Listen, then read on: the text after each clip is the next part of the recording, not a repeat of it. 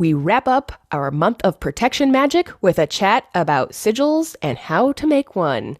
Today is a big visual episode, so make sure you're checking out our YouTube for the full video. Don't miss it.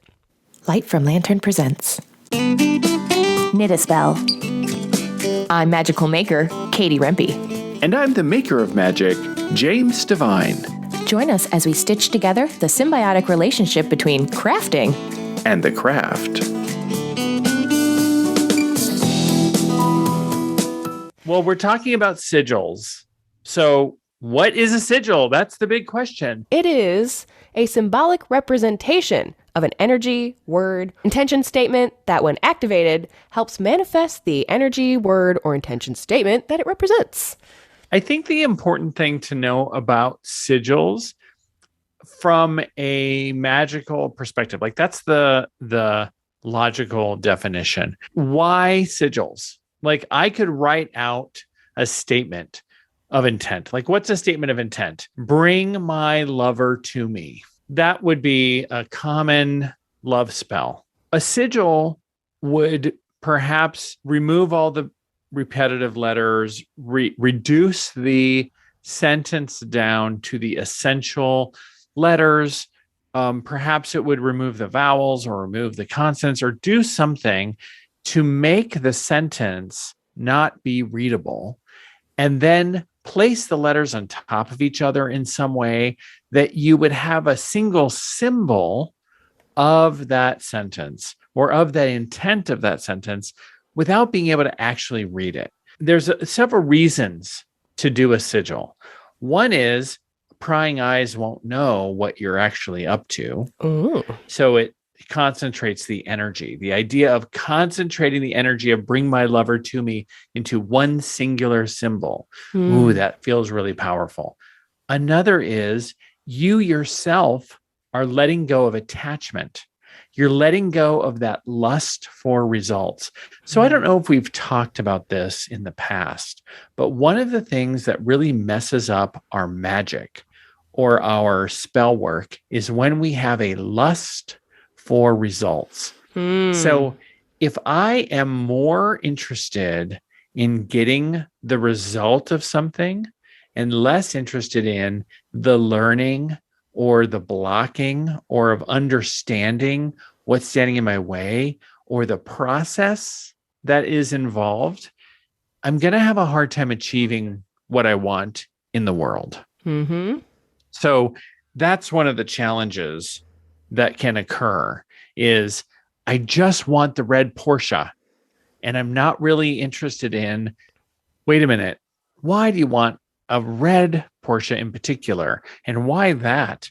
And are you so intently focused on a red Porsche that you're missing out on the offer for a blue Lamborghini and an orange Ferrari and all something these even better you can't even imagine? Yep. Or all these other opportunities that may be showing up that the red Porsche represents, but is just as good or better.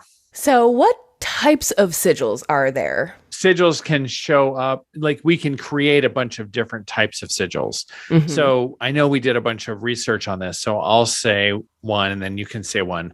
There's an intention sigil. Yes. I have a sigil that's created to help me manifest a desired outcome or energy. So let's say that I want to create prosperity or I want to be better at gratitude. Or this is a sigil to, have a good job interview or improve my health or well-being. So I could create a sigil around a particular intention. That's the sigil that I'm probably most familiar with. Yes, definitely. Again, if you're on the social medias, this is likely what you're going to see out there. Intention sigils. Just remember, just because you put it down there doesn't mean the work is done. You still have to do stuff. You have to work the earth plane, we say. Indeed, yes. Yeah. Another type is a correspondence sigil, which I really appreciate this one.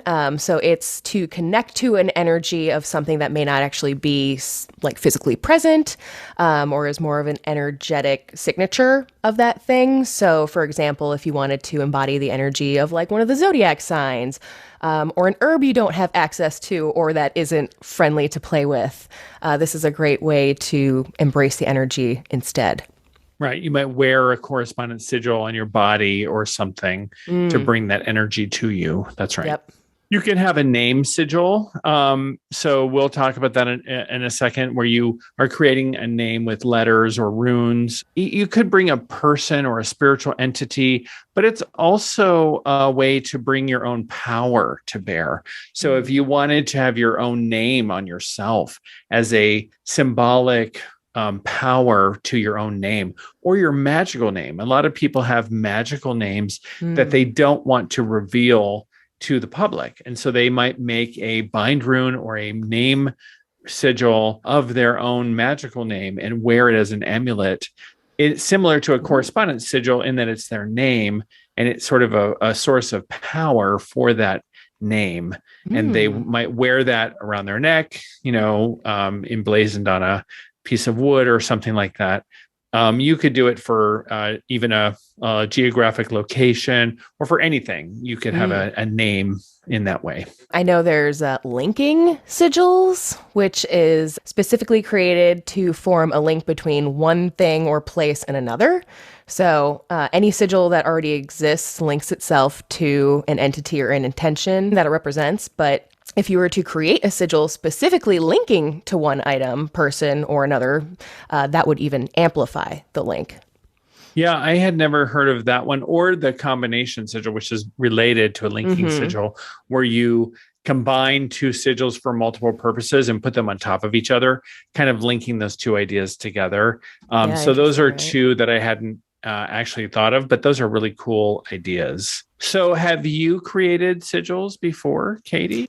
Yes. In fact, it's on the very bag you have from Knit a Spell. Oh, remember I made us one. Yeah. That's right. You can purchase a Knit a Spell bag. Still available at makersmercantile.com if you're interested. It's really a bag for anything. Yeah, your magical big, stuff, really. your magical stuff, your making stuff, or your magical making stuff. And on the bag is a sigil. And what does that sigil represent? So the sigil being on that particular bag was to help the person who, whatever was in there that they were working on, they would know if something was going awry or maybe they got off track a little bit and something would sort of trigger that they'd be like, wait a minute, maybe I'm just going to take another quick look at this real fast. And the object there is to sort of catch it before you get too far beyond it, where you've sort of ignored like your knit tuition is what I would call it, but really your craft tuition. So that sigil I did make, which was a lot of fun. Enhancing your craft tuition. That's right. I love it. How about you? Oh, yes. We're big on sigils. We've done sigils. I've done sigils personally where I've created something called a bind rune. So I've used runes for a long time in my life. Runes are ancient Norse or Anglo-Saxon, like the origins of the English language come from runes. And I've used runes as a source of power for someone's name. So that's where you take someone's name in runes and then combine the runes together into one symbol as a source of power. So that is something that I've done for people. When I went to Burning Man, I would do body painting of someone's name in a bind rune on their body, which is a really powerful experience. Oh, especially there. Yeah, it's a really cool thing. And then I've also created bind runes where you've taken the meaning of the runes and then combined them into a power symbol. So let's say you wanted rebirth and you wanted power and you wanted like female energy. You might take 3 runes together that symbolize those 3 things, and you would combine them into one rune that would bring those 3 energies together. And then that would be a symbol that you could then either burn into a little piece of wood and wear it as an amulet, or you could put it on a piece of paper and fold it up and put it in your wallet, or you could carry it with you in a myriad different ways. So those are ways to use runes. And then the other way we've used sigils is in a process that was taught to us by Laura Tempest Zakroff. So Laura Tempest Zakroff is the author of a book called Sigil Witchery, published by Llewellyn, shown here.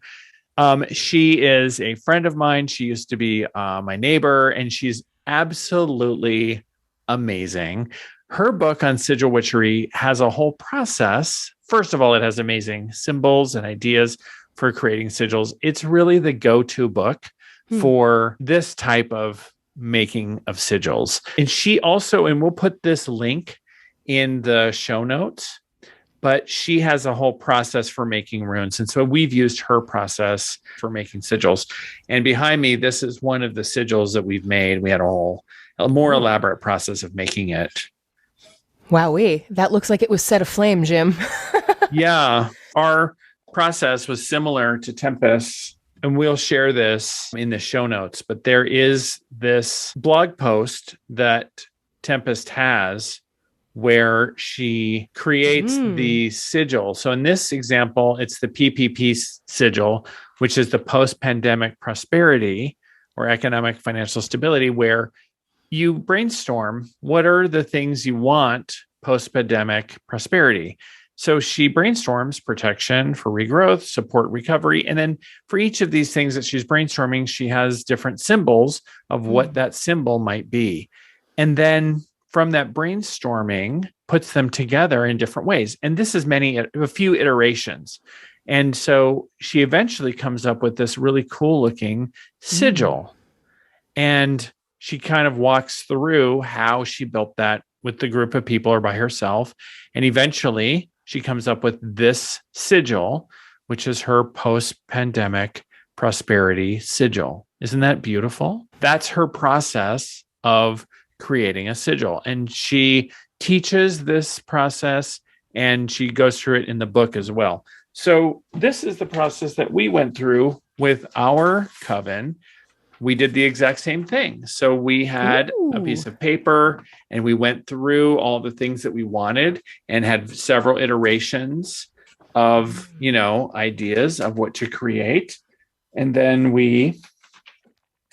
what were we going to do with this symbol that we created? So we created a symbol and we drew it on the back of this piece of cedar. And then we decided to take self-igniting incense and we poured out very carefully the sigil with self-igniting incense on the cedar plank and then lit it on fire. I bet it smelled good. So it smelled good. It was magical incense and it burned the sigil into the cedar plank. And then this is the end result. What was the sigil about? I have no idea. So one of the magical things about a sigil is you don't really remember if you do it right. I mean, Laura Tempest Zakroff remembers because she wrote it down. But it's okay to forget what that sigil's for because it's in your unconscious and then you release it to the universe. And what that sigil is for then becomes manifest. And part of the power is you let go of the lust for results and you allow the spell to work. Yes, it's that having faith thing. Like if you're doing your magic, it's only really going to work if you think it's actually going to work. It's kind of a thing. Yeah. You have faith in yourself. You have faith in the magic. You have faith in the universe. So I hope that's inspiring. You can imagine if you're not watching the YouTube for that portion, imagine a sigil burned into a cedar plank, which is the same thing you would cook, like that you would char salmon on. Oof, yeah, that's what that is. Oh my gosh. Imagine making a sigil on there and then having it be for amazing foods or whatever, and then actually cooking a salmon or something on top of that. Yep. That would even be, so fun. So many ideas, Jim. I never even considered making making each word into a symbol and then combining that into the sigil. So yeah, that's so fun. Well, we're going to take a quick break, and when we come back, we're going to take a stab at creating our own sigils, just, off the cuff. While you're listening to this podcast. Indeed. So what do people need to grab while we're on the break? A piece of paper and a pen follow along, or a marker? All of those things. Paper, pencil at least. Marker, perhaps. Yes. Do the things. Follow right along, and you can make a sigil with us. That's right. Go grab your things, and we'll meet right back here very shortly.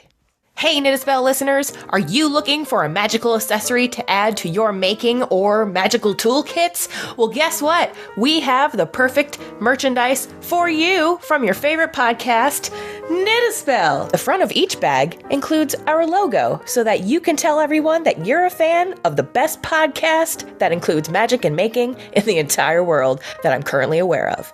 If you're a maker, you'll especially love the magical sigil I've put on the back of the large drawstring bag, which will help you notice any mistakes in your project sooner than you might expect. The back of the smaller zip bag has inspiring notions to help get your creative juices flowing, and is made from a sturdy fabric to house sharp things like scissors, needles, and more. Both of our Knit a Spell bags are available exclusively at makersmercantile.com.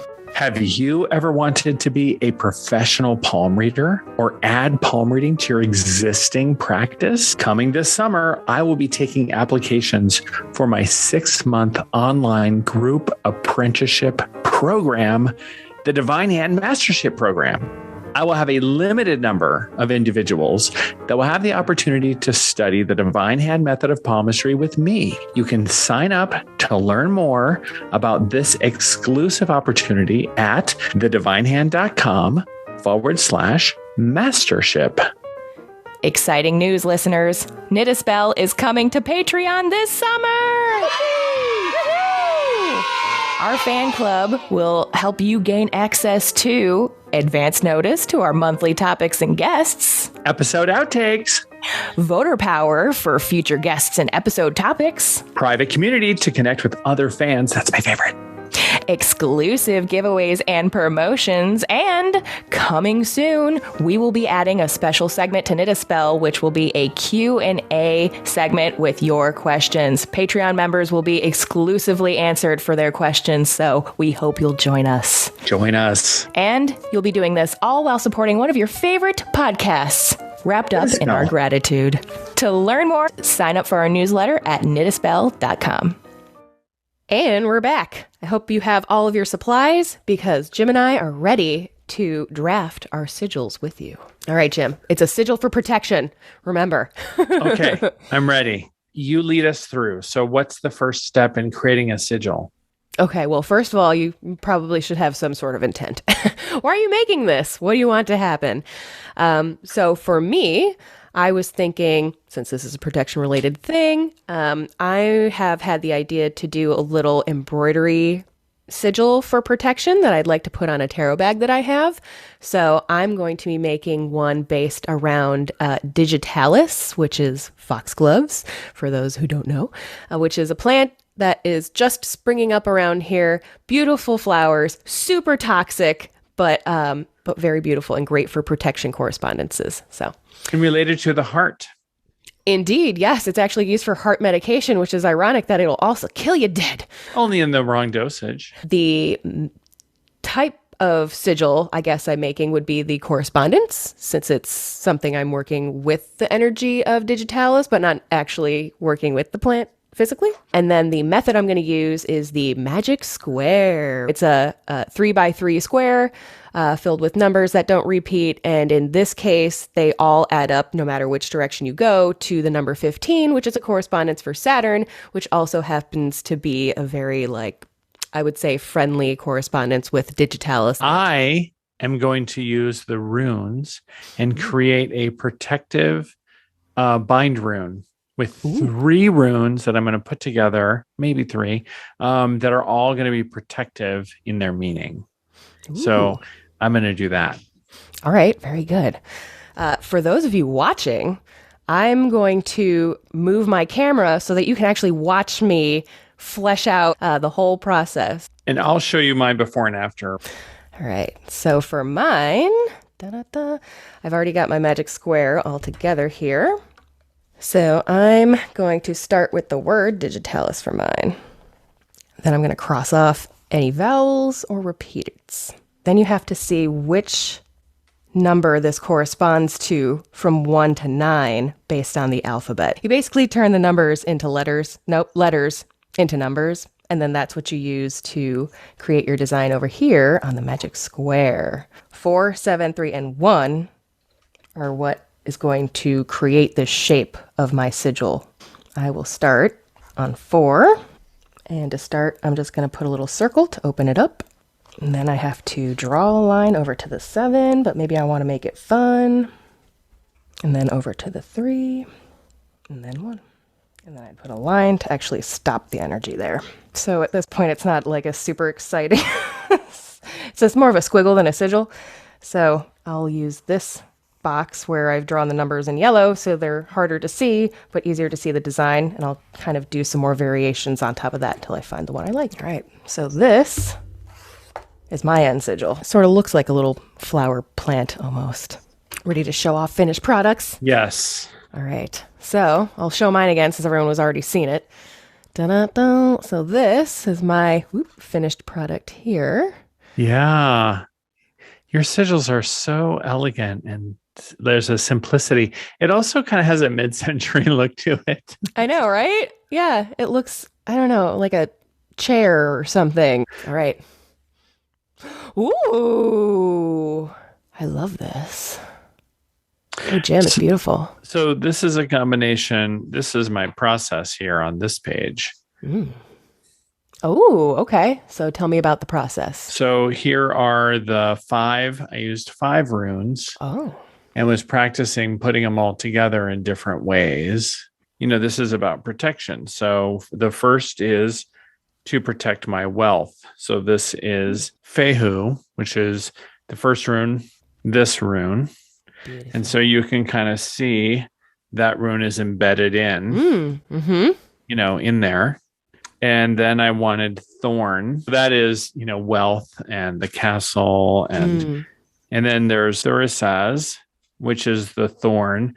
It's disruptive forces, so it's protective, like the thorn, but it's also the thorn of awakening. It's constructive conflict. It's the male energy. And so that looks like this. And so you can see that that is also in there. Oh, yeah. So we did that with the other runes as well. So all 5 of them are inside. And it's a linear sigil. Yeah. Right. So I've often seen like a circular, radial. Yeah, there can be other, you can use different alphabets to create different. And then around the edge, I could embellish it with intention around the edge or decorate this and, you know, use this in different ways. So yeah. Oh, really cool. That's where I am so far. Well, gosh, if anyone has followed along with us and has created their own sigil, we'd love to see it. You know, you could drop us an email, knitaspellpodcast@gmail.com, or you can go to our website, knitaspell.com, and drop us a line there. Or you can just tag us in one of your Instagram posts, and we'll see that too. So that would be great. Tag us in an Instagram post and show it off that you're doing magic. That would be so fun. Drop us a DM at knitaspell on IG. Do we want to do a quick card poll before we get out of here? Let's do it. Since I was doing bind runes, shall we pull a rune, a card from the Cosmic Whisper? I think that's appropriate. Deck? All right. So what's the question? How would creating a sigil for protection serve us this week? This is the rune.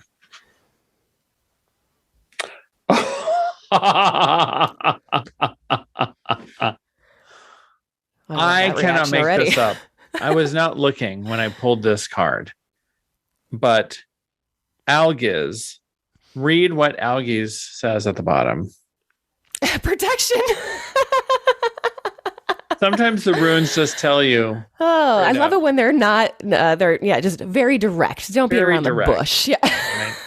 So this is what it is, you know, you just get the rune that is protection. How will creating a sigil for protection serve you? It will protect you. By protecting you. It will actually protect you, duh. So if you make one, it will actually work. It'll work. Yes. We were literally just talking about the beginning. There you go. Yeah. So I'll read a little bit because the booklet, Yeah, it's got good stuff. the meaning of this is the elk. And it's the elk or protection. So power within, higher self, defense, sanctuary, safe refuge, opportunity to grow, safety, spirituality, the divine plan, awakening, divinity, divine communication. These are all things that are associated with this rune. It's a representation of the Norse god Hemdall, the god of the crossroads, guardian of the entrances. With one hand, the fingers parted and the elk horns on the other. The parted fingers symbolize protection against evil, while the horns are the symbol of protection and ownership. While Algaz means protection and defense, another name for this rune is Alhaz, one that translates to elk or stag. Algaz is very commonly carved in the shields and weapons of warriors as a mark of protection from any harm. Pretty cool. Spot on, I'd say. Wow. All right. Well, I mean, I love it when they just give direct messages. It makes me feel like Spirit is listening and taking my preferences into effect to just be direct. Yep. If you're fascinated by this Art Deco runic deck, this is the Cosmic Whisper rune deck that you can find from Kokarina online. And we'll put a link in show notes. Indeed. Yes, it's beauty. Good one to add to your collection for sure. It has a lot to say, as we have seen. All right, Jim. Well, until next week, appreciate all your input this week. And thanks for putting together this making episode of Making a Sigil Live. Yeah, we'll have to do more little demos. If you enjoyed it, let us know. We'll do more. Until next week, goodbye. Ciao. Thanks for listening. If you enjoyed the show, consider sharing it with a friend, leaving a review on iTunes and Spotify, or following Knit a Spell on Instagram. You can also subscribe to the Light from Lantern YouTube channel to enjoy full episodes of Knit a Spell and see our happy faces. You can also learn more about readings, classes, and events going on with your favorite maker of magic, James Devine, by visiting thedivinehand.com and subscribing to his newsletter. Then follow Jim's fun and interactive Instagram account at DivineHandJim. Keep up with Katie, the magical maker, by subscribing to her newsletter at lightfromlantern.com. You'll even receive a free knitting pattern as a thank you gift. Then follow Katie on Instagram at lightfromlantern for even more magical making tips. See you next week.